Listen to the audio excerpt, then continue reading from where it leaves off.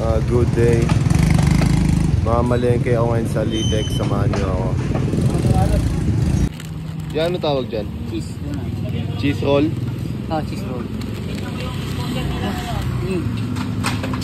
Mukhang quality yan ah.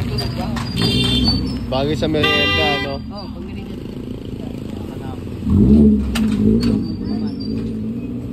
Yo, cheese roll. With a salonte. Yeah. Thank you. Yo, tikman natin to.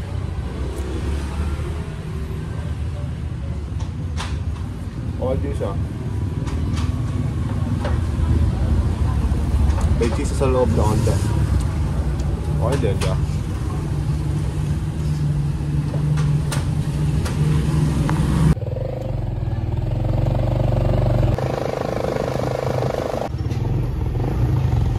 Yo, samahan nyo ang mamalengke. Dito na ako ngayon sa Litex. Ayun o. Malengke tayo. Ano lang, mga konting gulay lang. Pang tanghalian. Kasi medyo late na. Late na kasi ako nagising. Naligo pa ako, nag-workout. Yeah? Kaya di ko na naasikaso yung food. Kaya ngayon pa lang. Ano? Litex. Mura dito kasi sa talipapa namin. Alam ko sarado kapag tanghali eh. Kaya kumekta na ako dito. Medyo mura pa, di ba? Kaya yung budget ko na pang food trip, dito ko nadadalhin. Ang daming gulay oh. Diba? Babalikan natin yan mamaya kasi may pupuntahan pa tayo eh. Ang palaya trip ko eh. Pwede rin ito. Wala ka?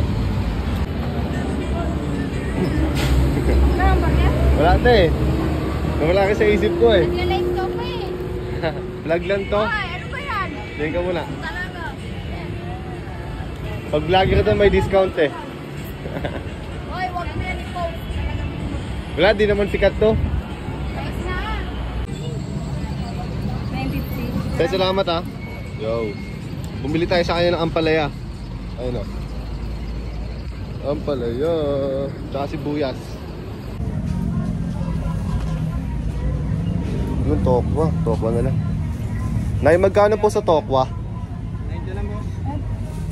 30 pesos po. Bili tayo ng tokwa.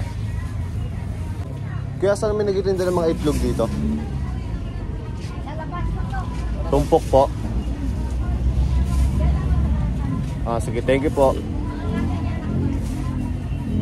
Bili tayo ng tokwa. Bili tayo sa palengke ngayon. Ayun pa.